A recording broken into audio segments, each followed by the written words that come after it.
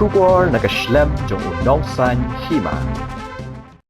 Unongilam ke Bharatiya Janata Party ubadairu Menteri Sorkar uba AL Hek habakren halor ka rai jong ke Sorkar ban Pynjlan ya ka Samoi Treikam jong ke KHEDC bat GHEDC ulaong wala shim la donlang menhinin ka sngi habaki shim ya ka rai ban Pynjlan hinrei kani gade ka baka Sorkar ka rai ulaong ru baka daw jong ka jing Pynjlan gade na ka daw jong ka jing donkam kata ban Pynbeit ya ki Konstitwensi nakaliang ki Artli District Council kata ka KHEDC bat ka JHADC kila pentip ya ka jing donkam ban Pynbeit bat tharu ya ka delimitation committee nakabenta ban pej benia de halor kani ka nongrim baka Sorkar kala Pynjlan ya ka Samoi Treikam jong kini ki Artli ki District Council of the governor for the delimitations of the district council of the Khasi and Jangtia Autonomous District Council.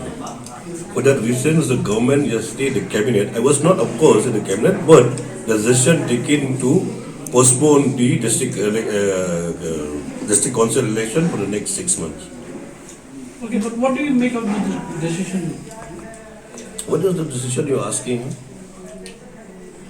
I think it should be extreme situation. Pardon? Extension of the house should be in extreme situation, not in a normal situation.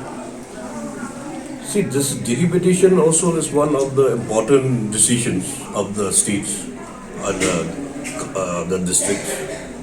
See, there are people, many, they have their different opinions. The different opinion of other people I cannot say.